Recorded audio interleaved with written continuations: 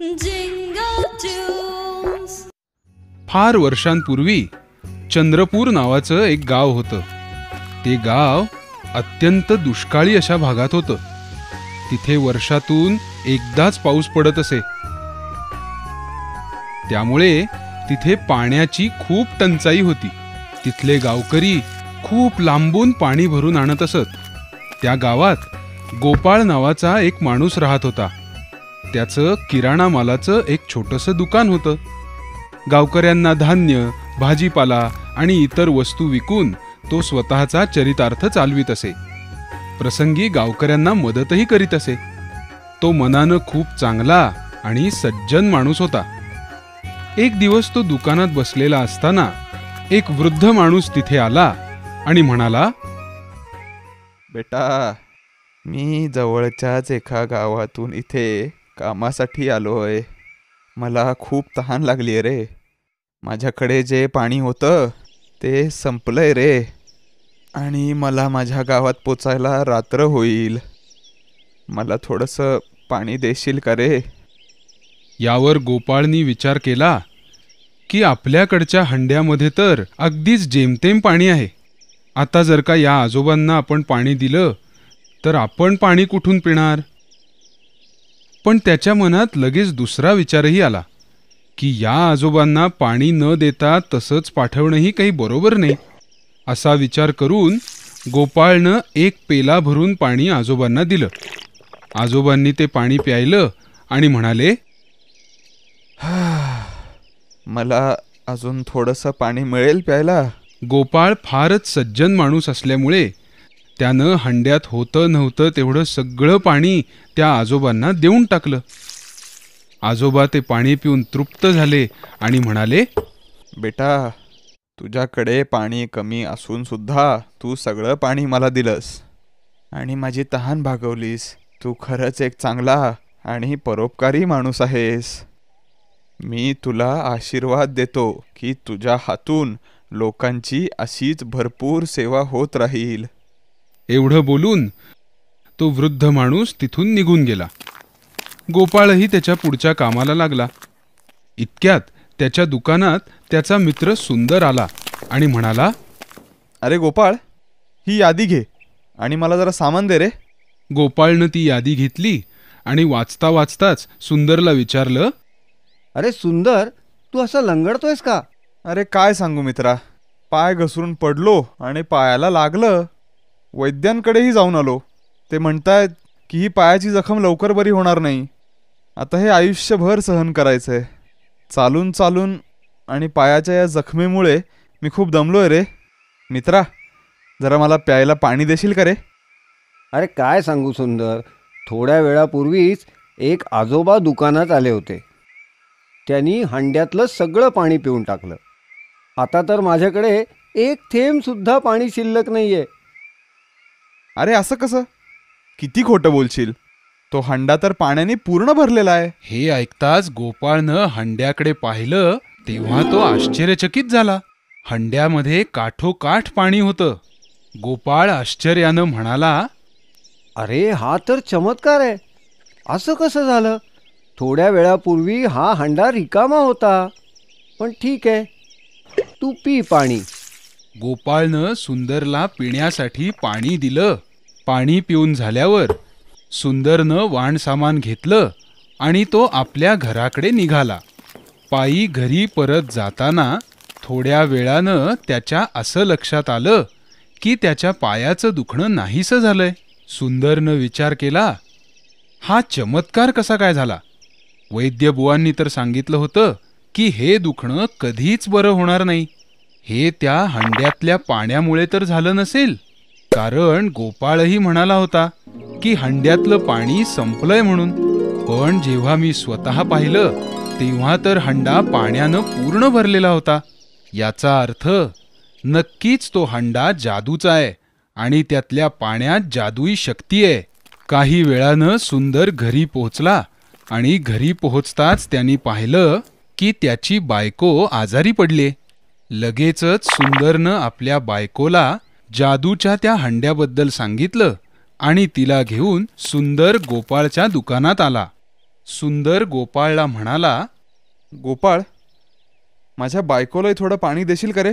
कारण हंड्यातल्या पाण्यामुळे माझ्या पायाची जखम पूर्ण बरी झाली आहे. माझी बायको पण आजारी आहे. कदाचित हे पाणी पिऊन तीही बरी होईल. हे ऐकून गोपाळलाही आश्चर्य वाटलं. त्यांनी लगेचच सुंदरच्या बायकोला त्या हंड्यातलं पाणी पिण्यासाठी दिलं. ते पाणी पिताच सुंदरच्या बायकोचा आजार काही वेळातच बरा झाला आणि ती खडखडीत बरी झाली. हळूहळू गोपाळच्या जादूच्या हंड्याची बातमी आसपासच्या गावांमध्ये वाऱ्यासारखी पसरली आणि दूर दूरवरून लोक त्याच्याकडे उपचार करण्यासाठी येऊ लागले. गोपाळही त्या सर्वांची मनापासून सेवा करायचा. लोकही आनंदानं त्याला थोडेफार पैसे देत असत. त्यामुळं हळूहळू गोपाळकडे सुद्धा खूप पैसे जमा होऊ लागले. याच दरम्यान राज्याची महाराणी खूप आजारी पडली. खूप उपचारानंतर सुद्धा तिचा आजार काही बरा होत नव्हता आणि यामुळेच त्या राज्याचा राजाही सतत चिंतित असायचा. एक दिवस गोपाळच्या जादूच्या हंड्याची बातमी राजाच्या कानावरही आली.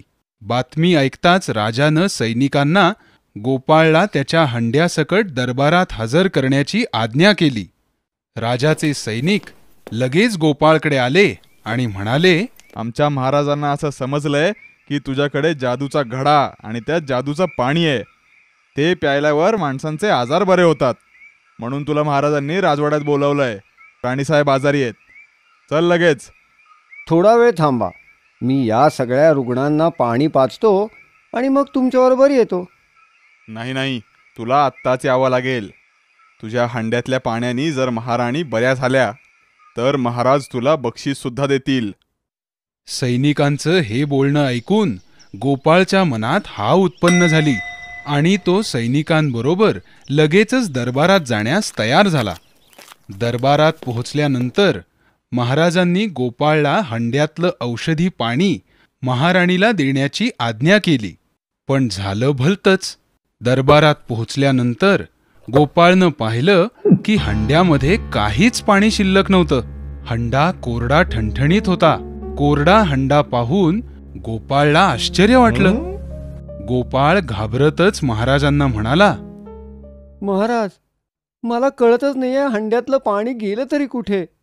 मी इथे येईपर्यंत तर हा हंडा भरलेला होता. महाराजांना गोपाळचा खूप राग आला. ते गोपाळला म्हणाले, काहीही करून ते औषधी पाणी घेऊन या, नाहीतर तुला काळकोठडीत डांबून ठेवण्यात येईल. नाही नाही महाराज, असं करू नका. कृपा करून मला क्षमा करा. मग गोपाळनं महाराजांना हंड्याची सगळी हकीकत सांगितली. महाराज, माझी यात काहीही चूक नाहीये. मला असं वाटतंय या हंड्यातलं औषधी पाणी बहुतेक फक्त गरिबांसाठीच होतं. हे सगळं ऐकून महाराज नाराज झाले आणि निराश होऊन गोपाळला म्हणाले, माझं ना नशीबच फुटकंय. या जादूच्या माठातलं पाणी शेवटचा उपाय होता. ठीक आहे, आता तू जाऊ शकतोस.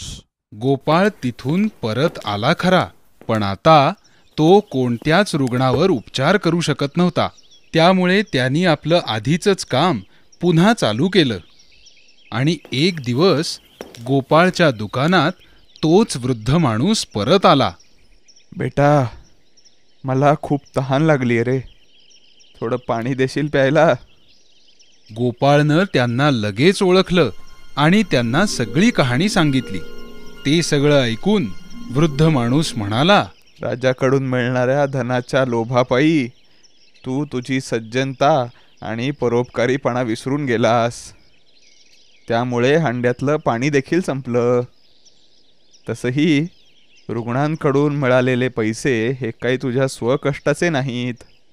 आता चूक सुधारण्याचा फक्त एकच मार्ग आहे.